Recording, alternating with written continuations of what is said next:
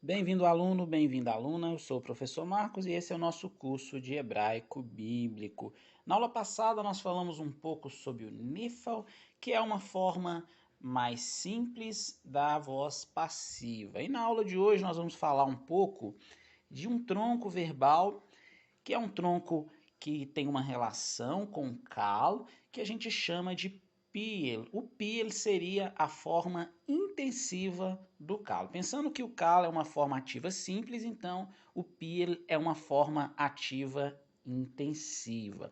É importante, quando a gente vai falar sobre essa forma ativa intensiva, a gente frisar que ela é uma das formas que mais ocorre na Bíblia hebraica. Nós aprendemos na aula sobre o calo no perfeito, né?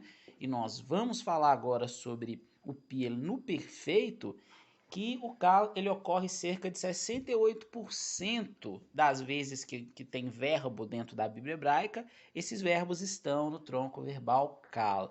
No caso do piel, alguns estudiosos, alguns gramáticos que estudam, que avaliam a Bíblia hebraica, dizem que cerca de 9% dos verbos dentro da Bíblia hebraica estão no tronco verbal piel. E hoje nós vamos estudar o aspecto ou o tempo verbal conhecido como completo, que é o mesmo que nós estamos estudando nos outros troncos, nos demais troncos verbais. Esse quadro que está para vocês aí na tela é um quadro que vai nortear a nossa aula de hoje. Eu vou explicar algumas marcas que nós chamamos de marcas morfológicas, que inclusive elas já estão demarcadas, que vai ficar mais fácil de você visualizar. Observem que em todas aí as pessoas, né, que estão divididas nesse quadro, desde as pessoas do singular até as pessoas no plural, existem demarcações que estão em laranja. É esse quadrado que está circulando as consoantes aí do verbo hebraico que estão em laranja. Por que eu fiz esse círculo? Que é para explicar uma coisa muito simples. Para fazer uma diferenciação do pi, o pi ele não tem, diferentemente do nífal, que a gente aprendeu na aula passada, que no caso do nífal tem um num junto com o hirik, que é uma marca formativa do nífal. No caso do pi, ele não tem um prefixo.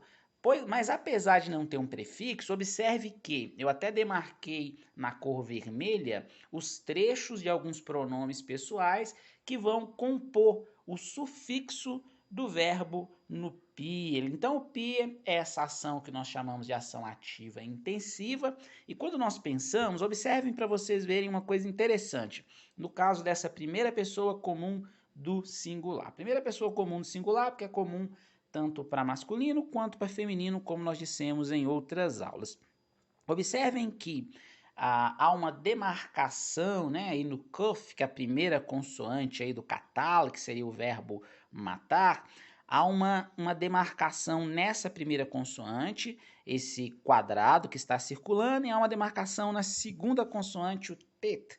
Por que eu fiz essa demarcação? É mais para falar o que está acompanhando essas duas consoantes do que propriamente falar sobre elas, que aí eu já vou falar sobre uma marca morfológica do pi. A principal marca morfológica, quando eu falo marca morfológica, é a forma como o verbo está escrito ou desenhado, né? Porque as letras hebraicas elas são bem estilísticas, então nós podemos falar da forma como o verbo está desenhado.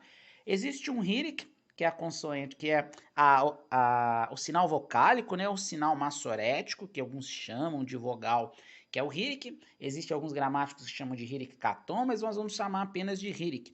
O hirik está logo abaixo da primeira consoante da raiz do verbo. Professor, e se colocarmos outro verbo aí, vai ser da mesma forma.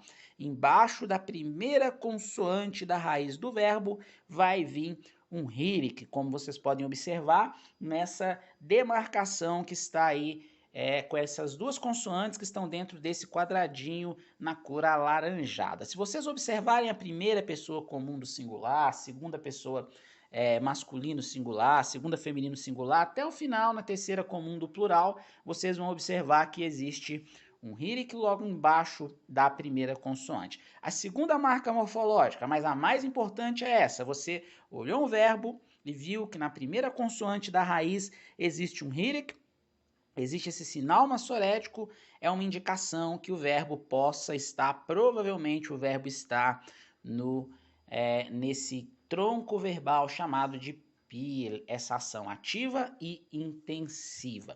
Vamos para traduzir? Eu não vou traduzir todos, porque como é necessário explicar as marcas morfológicas, basta você ler à frente aí a tradução que está nesse quadro e você vai conseguir interpretar facilmente. A ideia é que a aula não fique longa e exaustiva. Observe então esse primeiro. Esse primeiro aí nós vamos ter, né, a formação do verbo. Como temos um he, que então vai ser o que. Como temos na continuidade aí um patá, vai ser o tá, e seguindo, né, o lâmide, nós teríamos então um quitalti. Quitalti seria uma das sonorizações dessa primeira pessoa comum do singular. O interessante é nós observarmos a forma como vai ser traduzida. Quando o verbo catal estava no cal, um ativo simples, nós traduzíamos como eu matei. Mas agora estando nessa forma, nesse tronco verbal que é o piel completo, nós vamos traduzir como eu massacrei. Reparem a intensidade. No cal, eu matei. No piel, nós vamos falar eu massacrei. É uma intensidade sobre essa ação de ter matado. Vocês observarem, eu vou ler só a tradução, algumas traduções já no português aí. Na segunda masculina do singular vai ter tu massacrastes, você massacrou. Na terceira masculina do singular, ele massacrou. Na primeira comum do plural, nós massacramos, coloca-se uma intensidade sobre essa ação que foi praticada. Por isso que é um ativo intensivo, diferentemente do cal, que é um ativo simples. Eu matei, nós matamos, tu matastes, de forma mais simples, de forma mais branda. Eu quero destacar ainda que os sufixos, né, como eu havia dito, observem aí os sufixos, eu até demarquei lá no quadro, que tem os pronomes pessoais, você vai conseguir observar isso, alguns trechos com um quadrado em vermelho. Qual o objetivo de demarcar alguns trechos com esse quadrado em vermelho? O objetivo é muito simples, é que você perceba que esses trechos aí dos pronomes, né, geralmente duas consoantes do pronome, vão compor o sufixo, vão se juntar à raiz dessa palavra hebraica para compor o sufixo, que vai ser a conjugação do verbo no piel completo. Professor, então quer dizer que no cal, no nifal e no piel ambos vão ter os mesmos sufixos? Sim, ambos vão ter os mesmos sufixos. Serão trechos utilizados dos pronomes pessoais. Cada um, né, equivalente à pessoa específica ali que está abordando a conjugação verbal. É muito simples falar sobre o piel, e eu não quero muito focar em questão de sonorização nessa aula, tá? A ideia é que você tente entender essas marcas morfológicas e para isso eu vou projetar para vocês aí uma palavra que é a palavra lâmede, né, que dá até nome à consoante lâmede, que nós transliteramos como L para o português, e nessa transliteração eu queria que você observasse que é apenas a raiz aí do verbo, né? Eu não quis nem me preocupar com os sinais massoréticos em si, que essa não é a ideia, mas o que eu quero que você consiga compreender são as marcas morfológicas em cima dessa raiz lâmede. Lâmede significa o quê? Se nós fôssemos pensar no cal significa estudar, mas se formos pensar na forma ativa intensiva ou no intensivo do cal, que é o pil, já seria ensinar. Então, quando alguém começa, né, estudando e vai estudando, sai da forma simples de estudo e vai para uma forma mais ativa, mais intensiva, ela vai acabar ensinando. E aí ensinando é até uma coisa legal, que é um trocadilho, né, no hebraico. Aquele que estuda com muito afinco, ele vai acabar ensinando. É o aprendizado ativo intensivo. Olha que legal. E observem que eu coloquei um pontinho, a ideia é mais de demarcação mesmo. Tem um pontinho na segunda consoante, então essa é uma das marcas, né? A segunda consoante da raiz do verbo, ela vai ter um pontinho dentro que nós chamamos de dagueche. Esse dagueche é chamado de dagueche forte. Professor, toda e qualquer consoante ela vai receber esse dagueche forte? Não.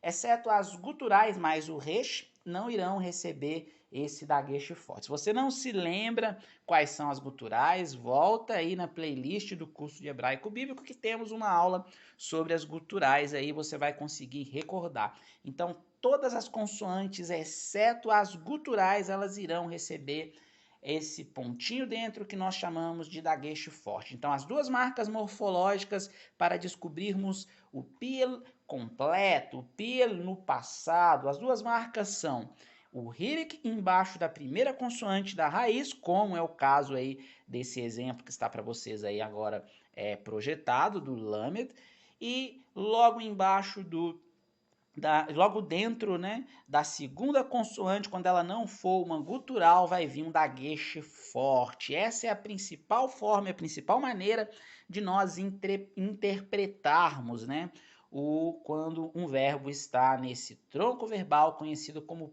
PIL, ação ativa e intensiva. Então, sempre que você for ver, você for traduzir, você for estudar o PIL, lembre que é uma ação intensiva. É só você se lembrar do exemplo.